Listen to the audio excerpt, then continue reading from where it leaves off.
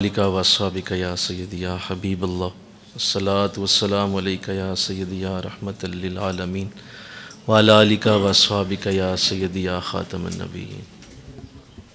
نہایت ہی معزز و محترم حاضرین و سامعین، میری اور آپ کی زندگی کا آج بہت ہی خوشی کا وقت ہے کہ اللہ نے مجھے اور آپ کو ہمارے عظیم الشان اس کورس میں شامل ہونے کا ایک بار پھر موقع عطا فرمایا، اور یہ 11واں سالانہ قرآن آسان کورس کا مبارک سلسلہ ہے جو آج 11ویں سال میں داخل ہو چکا ہے۔ ہر سال یہ قرآن کے خوبصورت نغمات، قرآن کی خوبصورت گفتگو سے لبریز یہ خوبصورت موقع جو مجھے اور آپ کو اللہ دیتا ہے، اس پہ ہم اللہ کا شکر ادا کرتے ہیں کہ اس نے ہمیں قرآن کے ساتھ یہ وقت عطا کیا، اور یہ وہ خوش نصیبی ہے جو انسان اپنے زور بازو سے حاصل نہیں کر سکتا۔ اگر کوئی آپ میں سے یا میں بھی اگر یہ سوچوں کہ میں اسے خود کر لیتا ہوں یا میں اسے خود کروا لیتا ہوں تو یہ میری بہت بڑی غلط فہمی ہے۔ ایسا نہیں ہے، جسے اللہ کی رحمت توفیق دے بس وہی اس کرم کو لے سکتا ہے۔ اللہ تعالیٰ جسے چاہتا ہے اپنی جناب سے اپنے قرآن کی طرف لے کر آتا ہے، تو یہ محض اور محض اس کا کرم ہے کہ اس نے ہمیں مسلسل 11 سالوں سے یہ توفیق دی ہے۔ اللہ کرے یہ انشاءاللہ یہ توفیق ساری زندگی جاری رہے اور ہم اللہ کے قرآن کے ساتھ اسی طرح جڑے رہیں۔ پورا سال مختلف جگہوں پہ قرآن کے ہی دروس کا اہتمام ہوتا ہے، لیکن یہ 30 دنوں کا ایک جنگی بنیادوں کے اوپر ہونے والا کورس ہے۔ یعنی اس کو ہم اس طرح کرتے ہیں کہ 30 دن پورے کے پورے ہی قرآن کے ساتھ گزارنے کا ایک رنگ ہوتا ہے، اور ایک اس طرح سے اس کو ایمرجنسی کی طرح نافذ کیا جاتا ہے کہ اب سارے اکٹھے ہو جاؤ اور مل کر قرآن کو پڑھنے کی سعادت حاصل کرو۔ تو الحمدللہ ہر سال یہ سعادت ملتی ہے، اور اس کا پہلا ہفتہ جو ہے وہ ہم سب کے لیے ایک ایسی نعمت ہے کہ جو ہماری روح کو ایک دفعہ پھر آقا دو جہاں کی محبت سے منور کر دیتا ہے۔ اس کا پہلا ہفتہ بڑا ہی خوبصورت ہے، جس میں صرف حضور علیہ السلام کی شان کی آیتیں پڑھی جاتی ہیں۔ یہ ہماری ترتیب ہر سال جاری رہی ہے کہ ہم پہلے ہفتے میں صرف آقا علیہ السلام کی شانوں کی آیات کو پڑھنے کی سعادت حاصل کرتے ہیں، اور پورے کا پورا قرآن ہی حضور کی شانوں سے بھرا ہوا ہے۔ لہٰذا یہ ایک ایسا خوبصورت موضوع ہے کہ حسینہ حسینہ دا منہ موڑ دیتا، محمد بنا کے قلم توڑ دیتا۔ یہاں تو قلم ٹوٹ گئے، زندگیاں ختم ہوئیں اور قلم ٹوٹ گئے، تیرے اوصاف کا ایک باب بھی پورا نہ ہوا۔ تو یہ تو خوبصورت ایسا موضوع ہے کہ یہ ہر عاشق کی جان ہے۔ جس کو عشق رسول کی دولت حاصل ہے اس سے پوچھو کہ حضور کے ذکر کا اسے کتنا مزہ آتا ہے، اور آقا کی محبت کے باتیں اس کو کیا دیتی ہیں۔ یہ تو محبت والوں کو پتہ ہے کہ اس کے جب معشوق کا ذکر ہوتا ہے تو دل کو کس طرح انرجی ملتی ہے، اور دل کس طرح سے اس میں ایک نور پاتا ہے۔ تو خیر، قرآن پاک تو سارا ہی آقا کی شانوں سے لبریز اور بھرپور اور معمور ہے، لیکن ہم کوشش کرتے ہیں کہ پہلے ہفتے میں سلیکٹڈ آیات کو نکال کر انہیں پڑھایا جائے، اور حضور کی شانوں سے خود بھی مستفید ہوا جائے، اور جو لوگ حضور کی شانوں کو نہیں جانتے انہیں بھی حضور کی شانیں بتا دی جائیں۔ تو یہ اللہ کا وہ خوبصورت انداز ہے جو قرآن میں اللہ نے جب یہ ذکر کیا کہ وَرَفَعْنَا لَكَ ذِكْرَكَ، اے نبی میں خود تیرا ذکر بلند کروں گا۔ تو یہ اللہ کی ذمہ داری ہے، اور اللہ خود یہ ذکر بلند کرتا ہے، لیکن جسے اللہ چاہے اس ذمہ داری کو نبھانے کی توفیق عطا کرتا ہے۔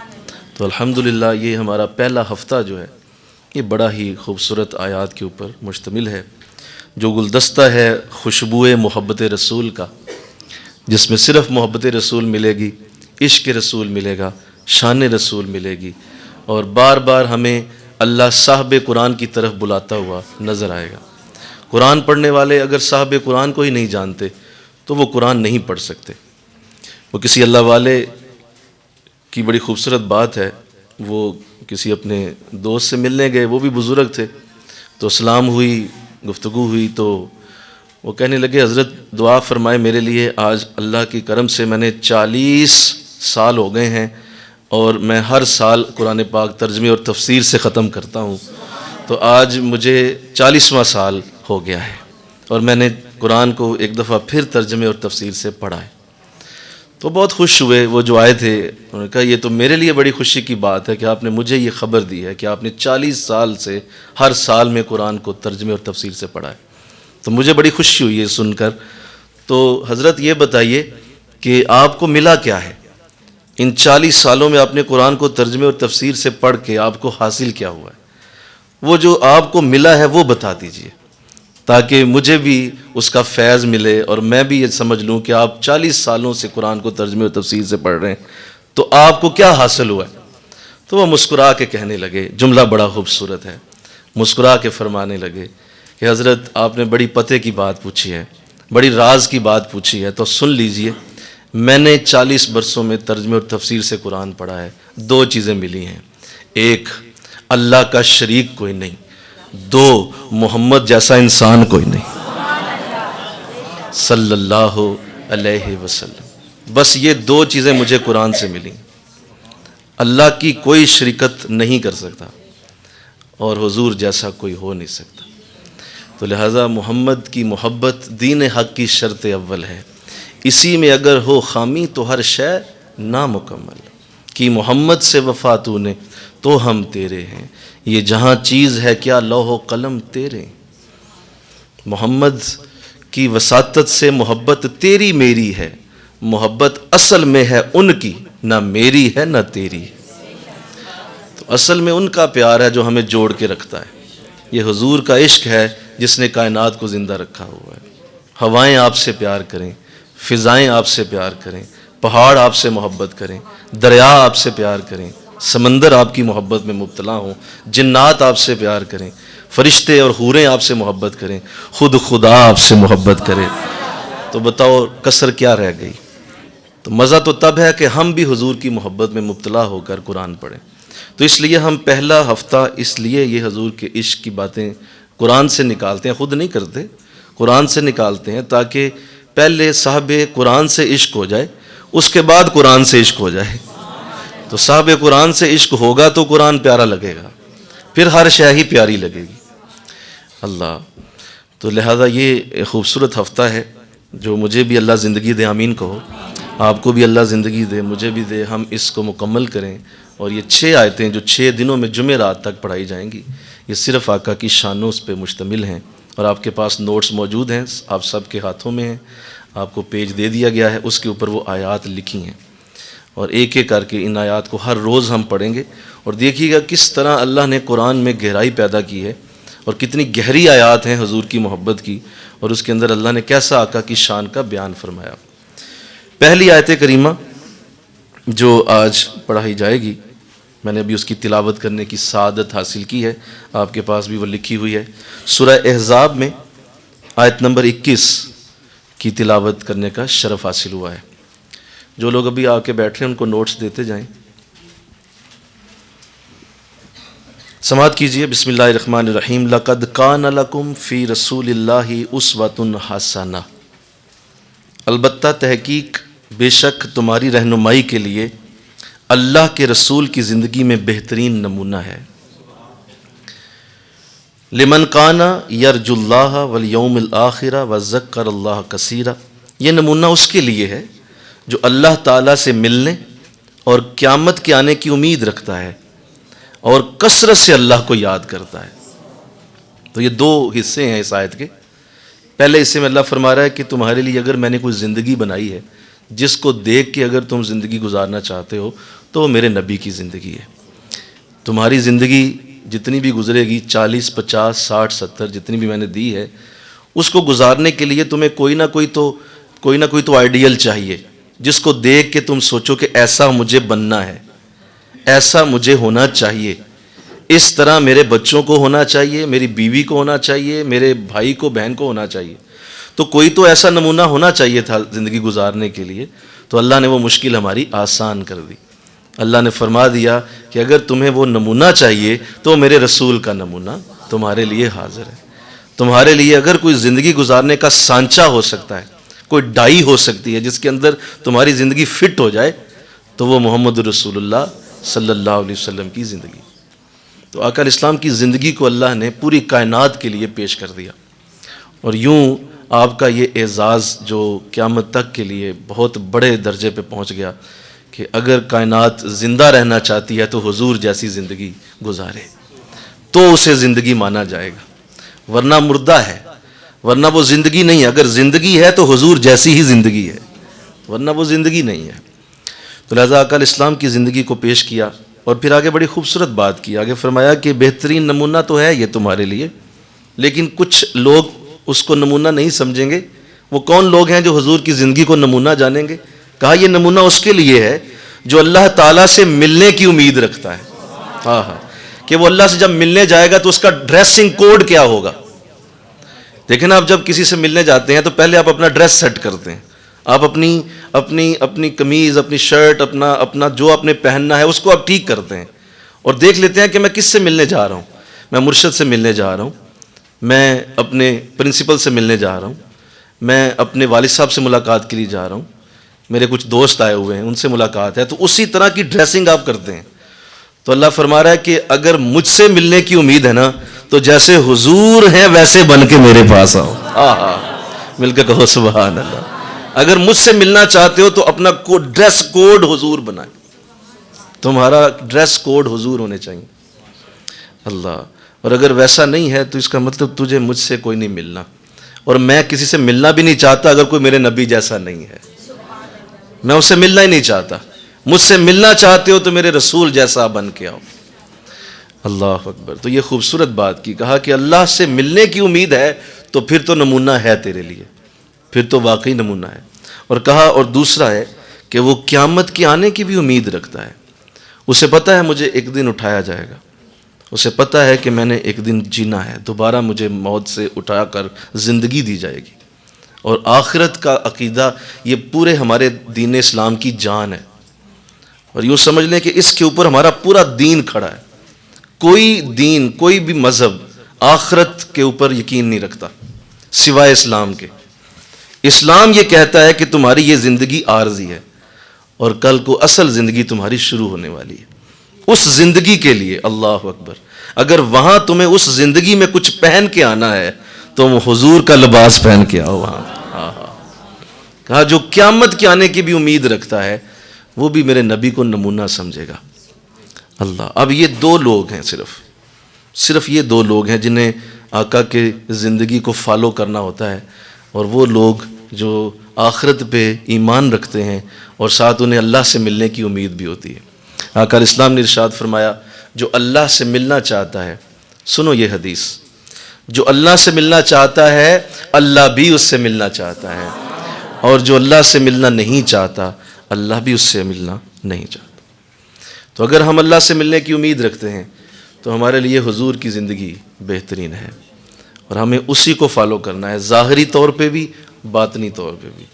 ہمیں آقا کو دیکھ کر زندگی گزارنی ہوگی، حضور کی سیرت کو پڑھنا ہوگا، آقا کی سیرت کو جاننا ہوگا.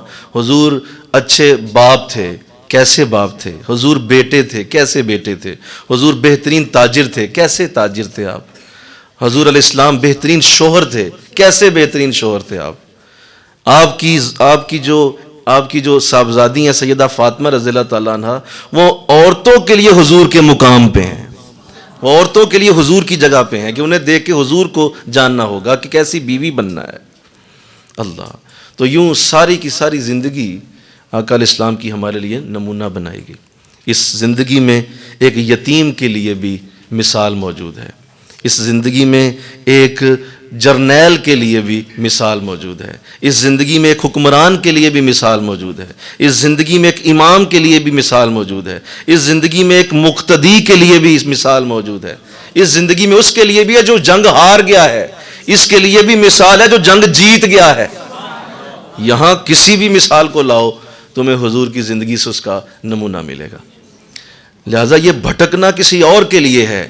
میں اور آپ کیوں بھٹکیں؟ ہمارے لیے حضور نور بن کے تشریف لا چکے ہیں، روشنی بن کے آ چکے ہیں، اور ہمیں راستہ دکھانے کے لیے ہمارا رسول موجود.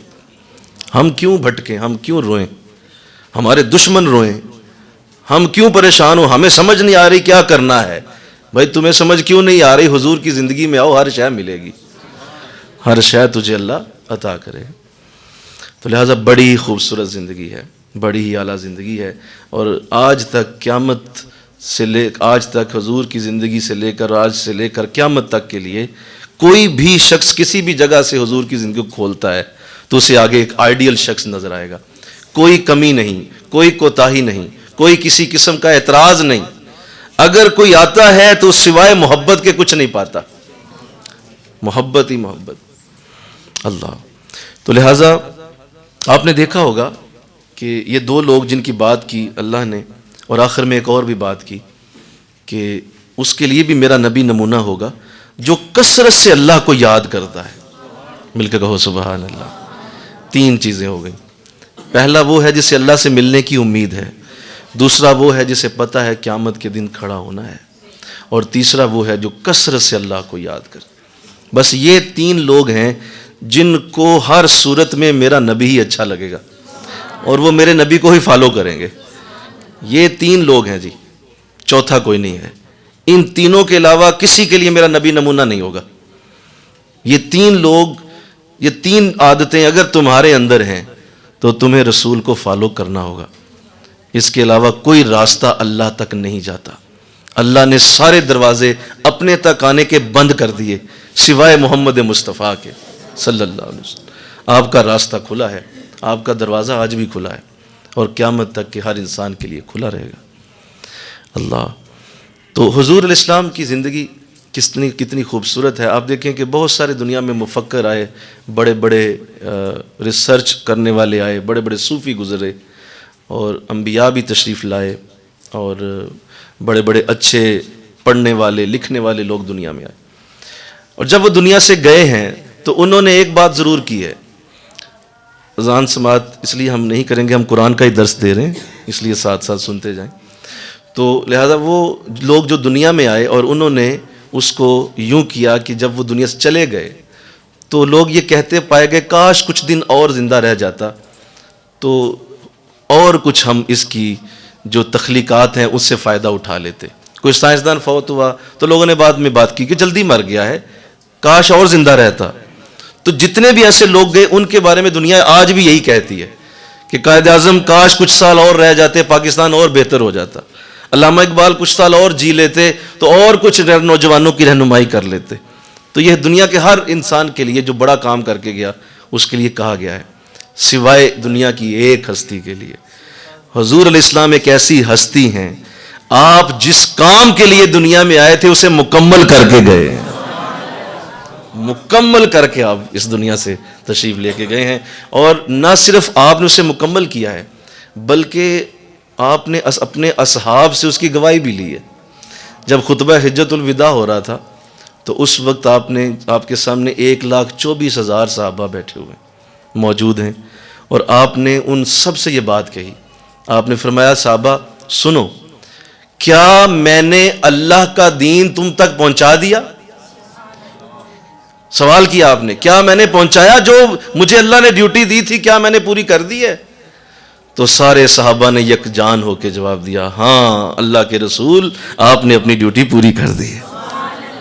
تو آپ نے یوں آسمان کی طرف انگلی اٹھائی اور آپ نے فرمایا مولا تو بھی گواہ ہو جا، مولا تو بھی گواہ ہو جا، مولا تو بھی گواہ ہو جا، جس کام کے لیے تو نے مجھے بھیجا تھا میں نے اسے مکمل کر دیا۔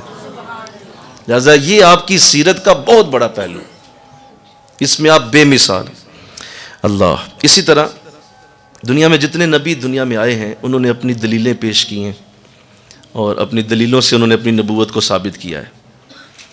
موسیٰ علیہ السلام کو اللہ نے معجزے دیے تھے اور موسیٰ علیہ السلام نے اپنے معجزے دکھائے۔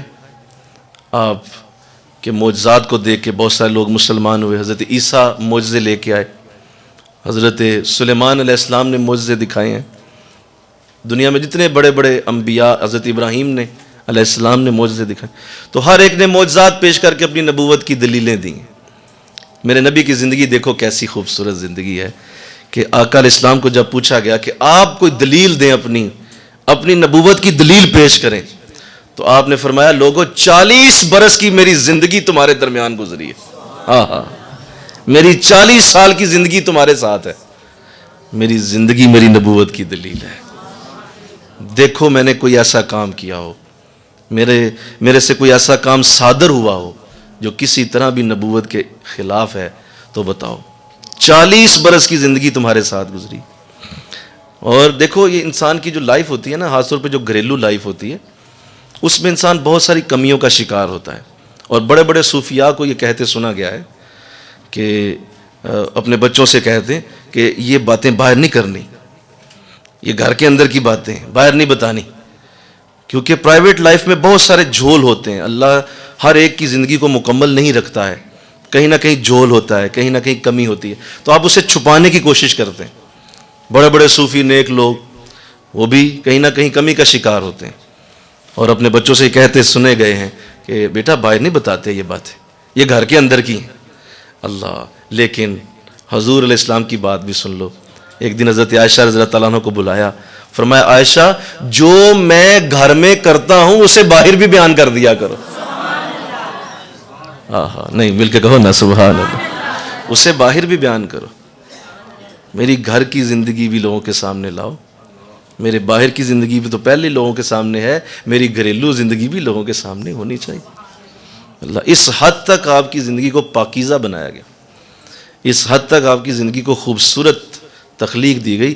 دیکھیے میں ایک بات کر دوں، 6666 آیتیں اللہ نے اتاری ہیں قرآن کی، اور قرآن پاک جو ہے وہ ایک محفوظ کتاب ہے، ایک محفوظ کتاب ہے، اور قرآن نے اس کا دعویٰ بھی کیا وَنَحْنُ نَزَّلْنَا الذِّكْرَ وَإِنَّ لَهُ لَحَافِظُونَ، ہم نے اس ذکر کو نازل کیا ہے اور ہم خود ہی اس کی حفاظت کرنے والے ہیں۔ لہٰذا کوئی زبر زیر نہیں ہو سکتی، کوئی زیر زبر نہیں ہو سکتی، اس قرآن کو کسی صورت بھی چھڑا نہیں جا سکتا، کوئی آیت آگے پیچھے کرنا ممکن نہیں۔ اللہ نے قرآن کی حفاظت کی ہے، بالکل اسی طرح جس طرح قرآن کی حفاظت کی گئی ہے، حضور کی زندگی کی بھی اللہ نے حفاظت فرمائی۔ کوئی حضور کی زندگی میں سے ایک واقعہ بھی اٹھا کے ادھر ادھر کرنا چاہے، سوال ہی نہیں پیدا ہوتا۔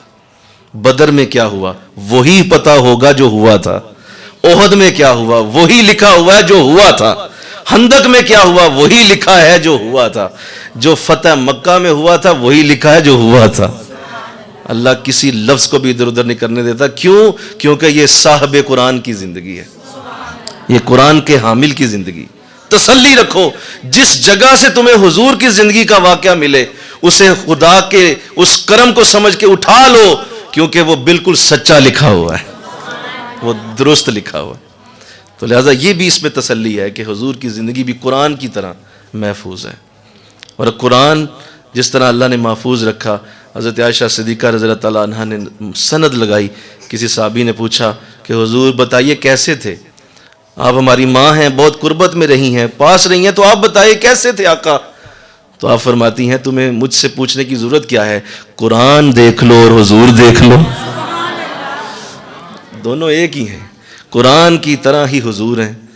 قرآن میں اور ان میں کیا فرق تمہیں نظر آتا ہے؟ جو قرآن کہتا تھا حضور وہی کرتے تھے، جو قرآن سے روکتا تھا قرآن حضور رک جاتے تھے۔ لہٰذا قرآن اور آپ میں کیا فرق نظر آتا ہے؟ تم مجھے کیا پوچھتے ہو، قرآن دیکھ لو، مل کے کہو سبحان اللہ۔ تو یہ بہت خوبصورت زندگی ہے، بڑی اعلیٰ زندگی ہے۔ اللہ اتنی اعلیٰ زندگی ہے کہ تقریباً 10 نبی ایسے ہیں جنہوں نے باقاعدہ حضور کی امت میں شامل ہونے کی دعا مانگی ہے کہ مجھے ان کا امتی بنایا جائے۔ اتنا اعلیٰ انسان، اعلیٰ رسول آئے گا تو میں اپنی نبوت چھوڑ کے ان کی امت میں شامل ہو جاؤں۔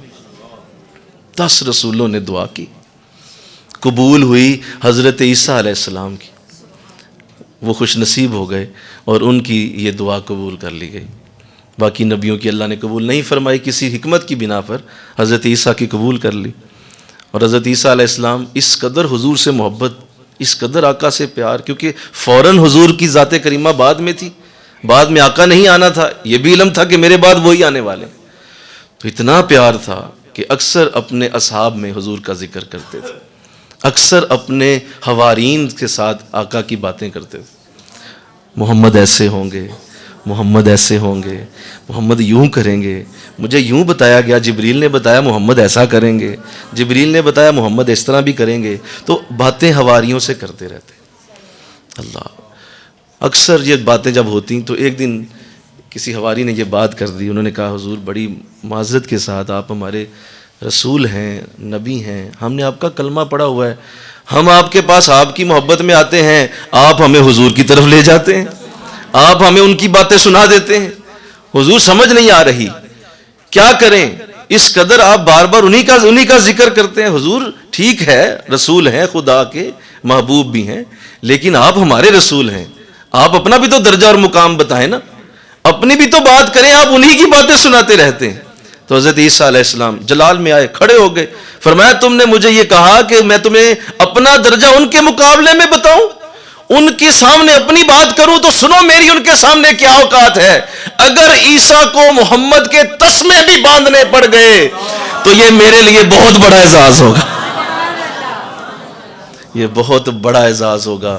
باندھے محمد کے تسمے باندھنا بھی مجھے مل گیا تو میرے لیے یہ بہت بڑی سعادت ہو، یہ میری حیثیت ہے ان کے آگے، لہذا مجھے دعا کرنے دو کہ مجھے اللہ ان کا امتی بنا دے۔ تو ہم کتنے خوش نصیب ہیں، خدا کی قسم، کبھی سوچو تو صحیح۔ یہ قرآن آسان کورس صرف ایک روایتی دروس کا نام نہیں ہے، ہم ایک سوچ اور فکر دے کے آپ کو روز یہاں سے بھیجا کریں گے۔ یہ سوچو تو صحیح کہ ہم کس کے امتی ہیں۔ یہ ساری زندگی کے لیے ہمارے سارے نیکیاں، نمازوں، روزوں کو اگر آپ ایک پلڑے میں رکھیں تو دوسرا پلڑے میں صرف یہ رکھ دیں کہ ہم محمد صلی اللہ علیہ وسلم کی امتی ہیں، تو وہ پلڑا بھاری ہے، اس سے بڑا کوئی اعزاز نہیں۔ ساری زندگی انسان سجدہ شکر ادا کرے تو حق ادا نہ ہو کہ کس قدر بڑی یہ برکت ملی۔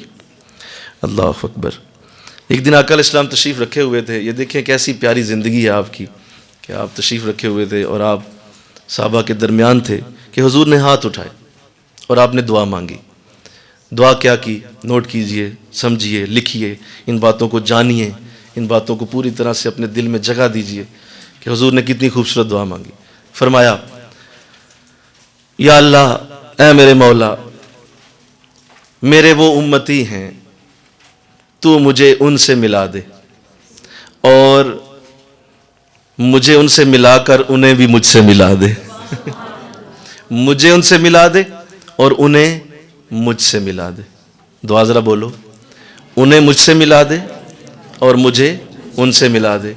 یہ حضور نے دعا کی تو حضرت ثوبان رضی اللہ تعالیٰ عنہ قریب موجود تھے، آپ نے حضور سے پوچھ لیا، فرمایا آقا یہ آپ نے کن کے لیے دعا کی ہے کہ آپ باقاعدہ یہ کہہ رہے ہیں کہ مجھے ان سے ملایا جائے اور انہیں بھی مجھ سے ملا دیا جائے؟ تو حضور یہ کون ہیں اور کیسے خوش نصیب ہے جن کے لیے آپ دعا کر رہے ہیں کہ آپ خود ان سے ملنا چاہتے ہیں اور انہیں بھی اپنے آپ سے ملوانا پسند کرتے ہیں۔ تو حضور علیہ السلام نے جواب دیا ہے، ثوبان، میرے کچھ امتی ایسے بھی ہیں کہ وہ تم سے سینکڑوں سال بعد آئیں گے، سینکڑوں سال بعد آئیں گے، اور اس بات کو ذرا دل پہ جگہ دینا کہ وہ سینکڑوں سال بعد آ کر بھی مجھ سے اتنی محبت کریں گے، مجھ سے اتنا پیار ہوگا انہیں کہ اگر انہیں اپنی اولادوں، اپنی جائیدادوں کو بیچ کر بھی میری زیارت کرنی ہو تو وہ اپنی اولادیں اور جائیدادیں بیچ کر میری زیارت کر لیں، وہ میری زیارت کے لیے اپنی اولادوں کو بیچ دیں، وہ ایسے خوش نصیب ہوں گے۔ تو اللہ اکبر، ہمیں اللہ نے انہی میں شامل کیا۔ آپ اور میں کئی سینکڑوں سال بعد آئے ہیں حضور کے، اور آقا میرے اور آپ کے لیے اس وقت بھی دعا کر کے گئے ہیں کہ مجھے ان سے ملا دے اور انہیں مجھ سے ملا دے۔ اللہ اکبر۔ لہذا آقا اسلام کا یہ خوبصورت انداز جو اللہ کے رسول نے ہمیں دیا کہ آپ نے اپنی امت کے ساتھ جو محبت کی ہے وہ آپ کی اس اعلیٰ زندگی کی دلیل ہے۔ وہ ساری زندگی ہی بڑی پیاری ہے، اور اس مختصر وقت میں جو ہمارا 45 منٹ کا وقت ہے، اس میں پوری زندگی کو بیان کرنا ایک مشکل ترین امر ہے۔ میرا صرف اشارہ ہے کہ آپ ان کی سیرت کو پڑھنے کی ضرور سعادت حاصل کریں، انشاءاللہ کہو۔ یہ اشارے ہیں، ان کی سیرت کو پڑھیں، اپنی زندگی میں ضرور ایسی سعادت حاصل کر کے دنیا سے جائیں کہ ایک بار آپ کی سیرت ضرور پڑھی ہو، کم از کم خود مطالعہ کیا ہو۔ علماء سے سنا، ادھر ادھر سے سنا، تقریروں میں سنا، وہ اور بات ہے، خود پڑھنے کی کوشش کریں، انشاءاللہ کہو کہ خود آپ کو ایک بک ملے، ضیاء النبی لے لیں، الرحیق المختوم لے لیں، بڑی بڑی خوبصورت کتابیں آقا کی سیرت پہ لکھی گئی ہیں، بڑی بڑی اعلیٰ کتب ہیں، اور بڑے بڑے مفکرین نے انہیں درج کیا ہے، اور میں نے جیسے عرض کر دیا کہ کسی قسم کا کوئی ابہام نہیں ہے. کبھی یہ نہیں سوچنا کہ اس کتاب کو نہ پڑھوں کیونکہ اس کتاب میں غلط بات لکھی ہوگی، استغفر اللہ، ایسا کبھی نہیں ہو سکتا. وہ میں نے پہلے بتا دی بات کہ حضور کی زندگی کو بھی قرآن کی طرح محفوظ کیا گیا ہے، لہذا پڑھو اسے، کھولو. اور میں ایک بات کسی جگہ بیٹھا ہوا تھا، آج تک مجھے وہ نہیں بھولی. وہ بڑے ہی خوبصورت انسان تھے، اللہ انہیں غریق رحمت فرمائے، وصال کر گئے ہیں، ہمارے کولیگ تھے. وہ مجھے ایک دن بیٹھے بات کر رہے تھے، تو انہوں نے، ویسے تو عام طور پہ ان کا کوئی اس طرح سے انداز مولویانہ نہیں تھا، لیکن بات بڑی اچھی کر گئے، آج تک مجھے یاد ہے. مجھے کہنے لگے کہ میں قرآن پاک جب پڑھتا تھا تو قرآن کو پڑھتے ہوئے اکثر مجھے حضور کا جب ذکر ملتا تو مجھے یہ سمجھ آنا شروع ہوئی کہ نہیں، پہلے مجھے حضور کو پڑھنا چاہیے، پہلے مجھے آقا کو پڑھنا چاہیے. بار بار حضور کی آیتیں ہیں، بار بار نبی کی آیتیں ہیں، تو کیوں نہ میں پہلے حضور کی سیرت کو پڑھ لوں. تو کہتے ہیں میں نے حضور کی سیرت کو پڑھنا شروع کر دیا، اور آقا کی سیرت میں نے باقاعدہ خریدی، اور میں نے اس کو پڑھنا، ایک ایک پیج، دو دو پیج میں نے پڑھنا شروع کر دیا. مجھے فرمانے لگے کہ میں سچ کہتا ہوں، جب سے میں نے آقا کی سیرت کو پڑھا ہے، حضور کی سیرت کو میں نے جان لیا ہے، اور آقا کی سیرت میری نظر سے گزر گئی ہے، اس کے بعد کی زندگی اور اس سے پہلے کی زندگی میں زمین آسمان کا فرق پڑ گیا.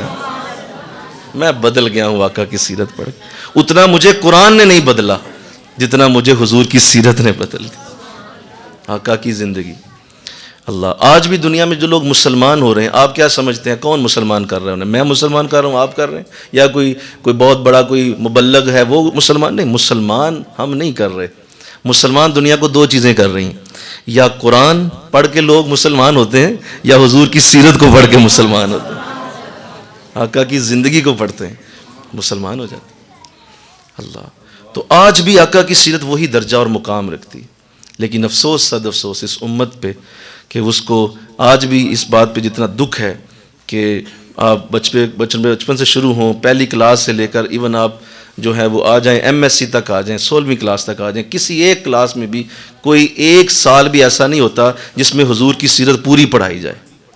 یہ افسوس کی بات ہے کہ ہم ایسے ملک میں رہتے ہیں جس کا بنیادی کلمے کے اوپر ہے، جس کو کلمے پہ بنایا گیا تھا کہ ہمارا پاکستان کا مطلب کیا، لا الہ الا اللہ کے اوپر ہمارا ملک بنا ہے. لیکن کوئی ایک سال بھی ہمارے کسی بچے کو بھی سیرت رسول پڑھنے کو نہیں ملتی کہ ہم پوری سیرت آقا کی پڑھا دیں اور اس کا ایک پیپر لے لیں. اس طرح نہیں ہے، اور اس سے جو نقصان ہو رہا ہے وہ بیان سے باہر ہے. اللہ آپ کو اسے محفوظ کرے، آمین کہو.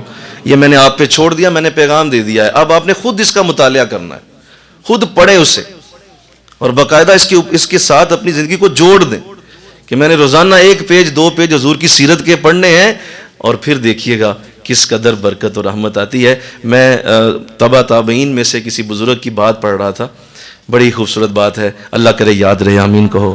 آقا کی سیرت کے اوپر بڑی خوبصورت بات اور بڑا ہی پیارا انرجی والا یہ جملہ ہے، اللہ کرے آ جائے. تو وہ تبع تابعین بزرگ تھے، اور حضور کے صحابہ کو جس نے دیکھا وہ تابعی ہوتا ہے، جس نے اس کو دیکھا، جس نے صحابی کو دیکھا وہ تبع تابعی ہوتا ہے. تو تبع تابعین میں سے تھے. تو وہ اپنے بارے میں کہتے ہیں کہ لوگوں، تمہیں حضور کی سیرت کا میں تمہیں کیا بتاؤں، کس طرح میں تمہیں حضور کی سیرت کی طرف بلاؤں. ہم لوگ حضور کی سیرت ایسے پڑھتے ہیں جس طرح تم لوگ قرآن پڑھتے ہو. آہا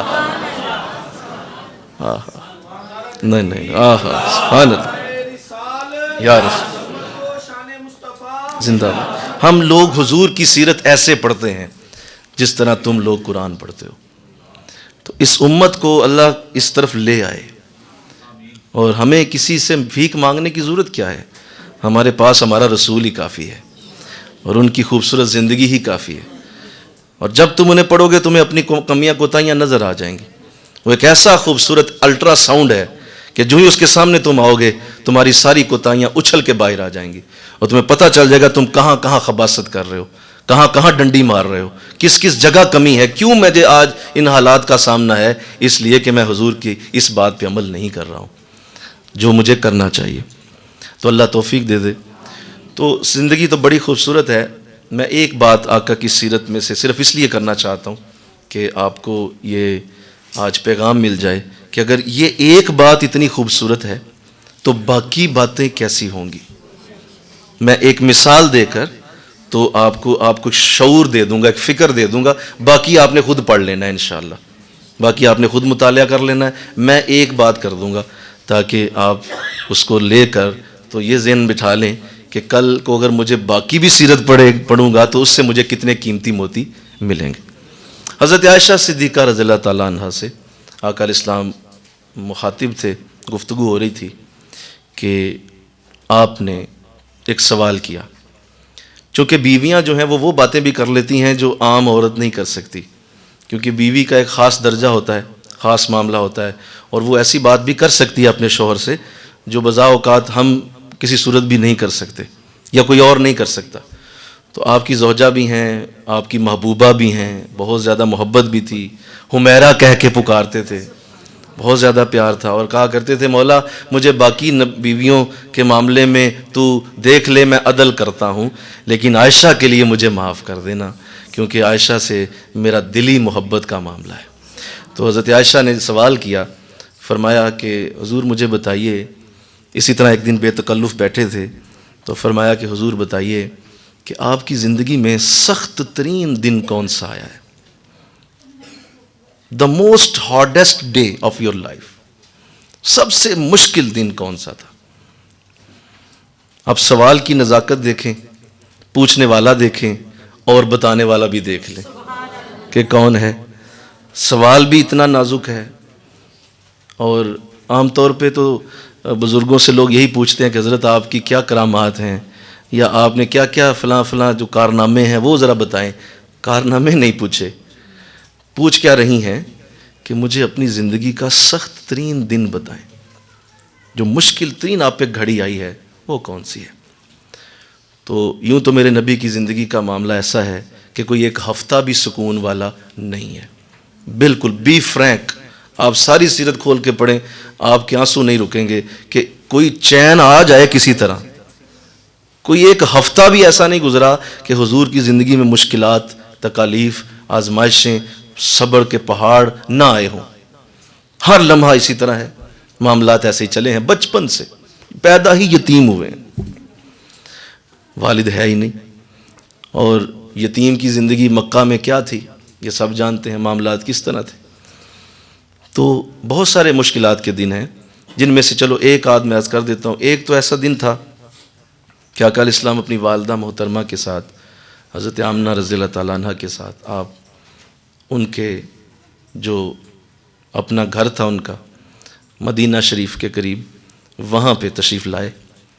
تو والدہ کے ساتھ تھے، ملاقات والدہ کے ساتھ ہی تھی، اور وہ بھی ساتھ لے آئی تھی. عمر مبارک صرف 4 برس تھی.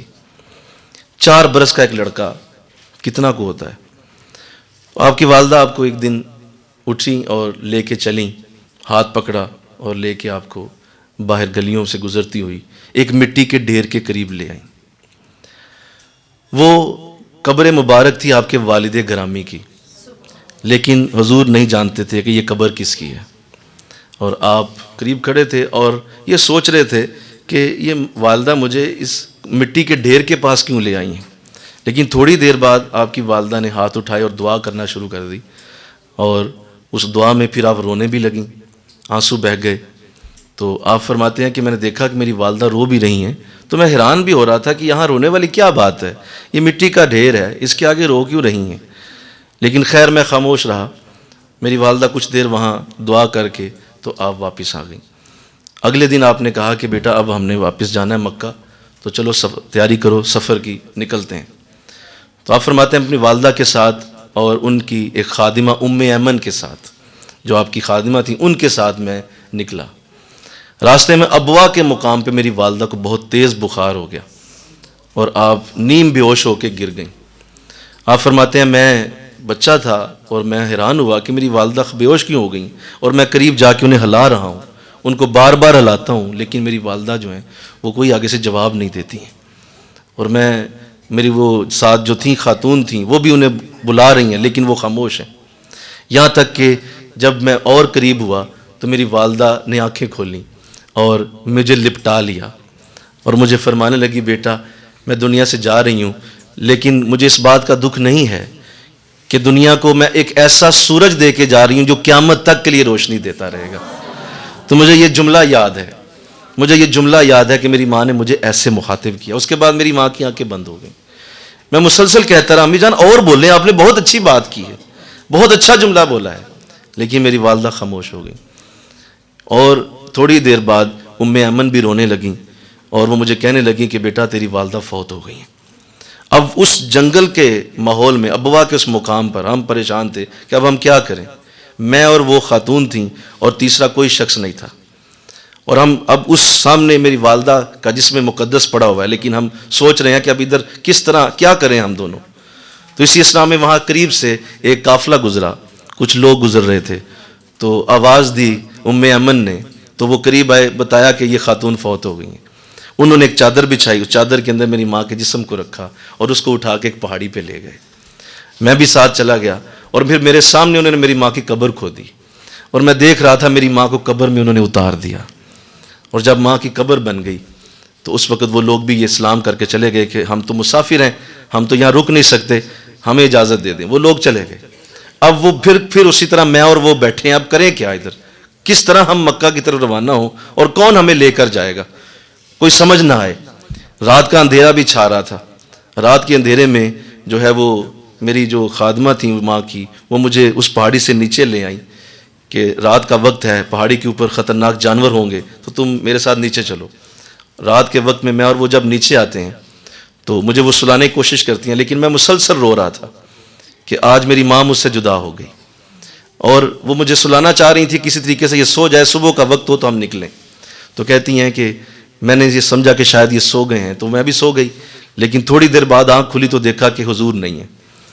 تو میں حیران ہوئی کہ لگتا ہے کوئی جانور اٹھا کے لے گیا. میں دائیں باغی حضور نہ ملے، بائیں باغی حضور نہ ملے، یہاں تک کہ مجھے پہاڑی کے اوپر سے رونے کی آواز آئی. میں اٹھتی ہوئی بھاگتی ہوئی میں پہاڑی کے اوپر چڑھی تو سامنے میرے ایک ایسا منظر تھا کہ اس پہ آسمان بھی رو رہا تھا. وہ منظر ایسا تھا کہ حضور اس قبر کے اوپر یوں لیٹے ہوئے ہیں اور مسلسل رو رہے ہیں، مسلسل آنکھوں سے آنسو بہ رہے ہیں اور کہہ رہے ہیں ماں میں تجھے چھوڑ کے نہیں جاؤں گا، میں تیری قبر سے دور نہیں جا سکتا، تو یہاں ہے اور میں چلا جاؤں، میں نہیں جا سکتا. مسلسل آپ روتے چلے جاتے ہیں اور میں قریب جاتی ہوں اور جا کے میں ان کو اٹھاتی ہوں اور کہتی ہوں کہ اے بیٹے اب یہاں رہنے کا معاملہ نہیں ہے، ہمیں جانا ہی جانا ہے، اٹھو یہاں سے چلیں. لیکن حضور قبر انور کے اوپر لپٹے ہوئے اور مسلسل روتے چلے جاتے ہیں، یہاں تک کہ میں بھی ان کے ساتھ رونے لگی. اور وہ کتنا ہی وقت ہم دونوں جو ہیں وہ روتے رہے. اور آقا علیہ السلام مسلسل یہ بات کرتے رہے کہ مولا تو نے مجھے کیسے لمحے میں ڈال دیا، میری ماں مجھ سے جدا ہو گئی، میرا باپ بھی نہیں تھا، آج ماں بھی تو لے گیا. یہ کتنا دل اندوز معاملہ تھا. لیکن حضور نے سیدہ عائشہ سے اس واقعے کا کوئی ذکر نہیں کیا، آپ نے اس واقعے کی کوئی بات نہیں کی. دوسرا آپ کی زندگی میں ایک اور لمحہ آیا جو جنگ احد میں، جب کفار نے بہت بڑا جو ہے وہ حملہ کر دیا اور جب مل کے سب نے حملہ کیا اور وہ ایسا زبردست معاملہ تھا، خالد بن ولید نے پیچھے سے آ کر وہ جو تیر اندازوں کو بھی شہید کیا اور وہ سارے مل کر جب حضور پہ پل پڑے تھے تو وہ لمحہ بہت بڑا تھا. آقا علیہ السلام فرماتے ہیں صحابہ نے دیکھا کہ حضور اسلام کے چہرہ انور کے اوپر باقاعدہ پتھر لگا اور آقا علیہ السلام جو ہے وہ آپ نیم بے ہوش ہو کر زمین کے اوپر آ گئے اور آپ کے چہرہ انور کے اوپر جو خود تھا، جس کو آپ نے لوہے کا جو کڑا پہنا ہوا تھا، اس کی کڑیاں بھی آپ کے چہرہ انور پہ کھب گئیں اور خون کے فوارے حضور کے چہرے سے پھوٹ پڑے. آپ کے 2 دانت بھی شہید ہو گئے. اور اس قدر وہ سخت تکلیف کا معاملہ تھا کہ ہم صحابہ سب جو ہیں وہ اس بات پہ آ چکے تھے کہ اب حضور کی زندگی ختم ہو گئی ہے، کیونکہ آقا جس طرح گرے تھے دوبارہ اٹھنے کا امکان نہیں تھا. لیکن حضور اٹھے تو ہم نے عرض کی کہ حضور خدا کے لیے آج تو بد دعا کر دیجئے، ان بدبختوں کے لیے بد دعا کیجئے جنہوں نے آپ کو اتنی تکلیف دی ہے. تو فرمایا کہ نہیں ہے صحابہ، مجھے تو اللہ نے رحمت للعالمین بنا کے بھیجا، میں تو عالمین پہ رحمت بن کے آیا ہوں، میں اسی موقع پہ اب دعا دوں گا، مولا تو انہیں ہدایت عطا فرما. یہ واقعہ بھی سیدہ عائشہ کو نہیں بتایا، حالانکہ بہت بڑا دن تھا. تو پھر بتایا کیا؟ جب پوچھا کہ بہت مشکل دن کون سا آیا تھا تو آپ نے فرمایا عائشہ یوں تو ساری زندگی تمہارے سامنے ہے، لیکن ایک دن ایسا ہے میں اسے کبھی نہیں بھول سکتا، وہ طائف کا دن ہے. وہ طائف کے وہ لمحات ہیں جب میں اپنے دین کی تبلیغ کے لیے میں طائف کے بازار میں تھا، تو ان بدبختوں نے مل کر، وہ جو بدماش میرے پیچھے لگائے تھے، اور وہ سارے جو ہیں وہ میرے اوپر کٹھے انہوں نے جب حملہ کر دیا تھا، تو عائشہ وہ مجھ پہ بڑا سخت دن گزرا ہے، بہت سخت تکلیف آئی ہے کہ وہ پہلے مجھے وہ ڈنڈے مارتے رہے، میں ان ڈنڈوں کو بھی سہتا رہا، اور پھر میں بیٹھ جاتا کہ کسی طرح میرا باقی جسم ڈنڈوں سے بچ جائے، وہ مجھے پھر کھڑا کر کے پھر مارنا شروع کر دیتے، اس قدر سخت وہ تکلیف تھی۔ پھر میں ان سے بچ کے جب بھاگا تو انہوں نے مجھے پتھر مارنا شروع کر دیا، 3 میل تک انہوں نے مجھے بھگایا، اور انہوں نے مجھے اس قدر سخت تکلیف دی کہ عائشہ میرے جوتے خون سے بھر گئے، میرا خون جو ہے میرے جوتوں تک آیا۔ اور وہ سخت تکلیف کا دن تھا جب جبریل میرے پاس آئے اور انہوں نے مجھے کہا کہ اللہ کے رسول اللہ نے بھیج دیا ہے، اور اس قدر سخت زیادتی ظلم کیا گیا ہے، آپ صرف آنکھ کا اشارہ کر دیں، ان دونوں پہاڑوں کو میں یوں ملاؤں گا کہ ان کا ایک بچہ بھی واپس جائے اور زندہ رہ جائے تو یہ نہیں ہوگا، آپ اشارہ کر دیں آنکھوں سے۔ تو عائشہ میں نے اس وقت پتہ ہے کیا کہا، میں نے کہا نہیں اے جبریل ایسا نہ کرنا، ایسا نہ کرنا، اس لیے کہ یہ مجھے ابھی جانتے نہیں ہیں، انہیں میرا پتہ نہیں ہے، اگر یہ مجھے علم میں رکھتے، مجھے جانتے ہوتے تو کبھی ایسا نہ کرتے۔ تو وہ سخت ترین دن، اور پھر عائشہ سنو، میں جب بھاگا وہاں سے تو ایک باغ میں نے پناہ لی، اس باغ میں جب پناہ لی تو اس باغ کے مالک نے مجھے دیکھ لیا، اس نے دیکھا کہ ایک شخص لہو لہان ہے اور وہ آ کے باغ میں چھپا ہوا ہے، تو وہ قریب آ گیا، اس نے کہا مرم پٹی بھی تیری کرتا ہوں لیکن یہ میرے باغ کے انگور ہیں، یہ پہلے کھا لو، تیرا خون بہہ چکا ہے، کمزوری ہو چکی ہے، جلدی سے یہ انگور کھاؤ۔ تو عائشہ تمہیں پتہ ہے میں نے اسے کیا کہا؟ اس نے جب انگور مجھے سامنے دیے تو میں نے اسے یہ کہا کہ اے شخص، میں بڑی دور آیا تھا اسلام کی تبلیغ کرنے کے لیے، یہ تو نہیں مانے، تو ہی کلمہ پڑھ کے مسلمان ہو جا، تو ہی مسلمان ہو جا، میں کچھ تو لے کے جاؤں یہاں سے۔ تو میں نے وہاں بھی عائشہ تبلیغ نہیں چھوڑی۔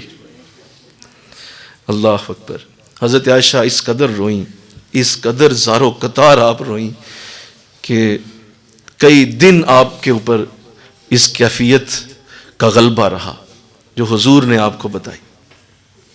تو یوں آقا علیہ السلام کی ساری زندگی ہی ایک خوبصورت گلدستے کی طرح ہے، ہر واقعے سے ہمارے لیے سبق اور ہمارے لیے زندگی گزارنے کا سلیقہ ہے کہ اگر ہمارے ساتھ لوگ ایسا کریں، کم از کم میرے تو اور آپ کے ساتھ تو آج تک ایسا نہیں ہوا، بولو آج تک ایسا نہیں ہوا، لیکن اگر ہوا تو ہمیں بھی حضور کی طرح صبر کرنا ہے، ہمیں بھی آقا کی طرح خاموش رہنا ہے، اور ان کے لیے دعا کرنی ہے، اور ان کے لیے وہ کرم اور فضل کی دعا مانگنی ہے جو حضور کو اللہ نے عطا کیا تھا۔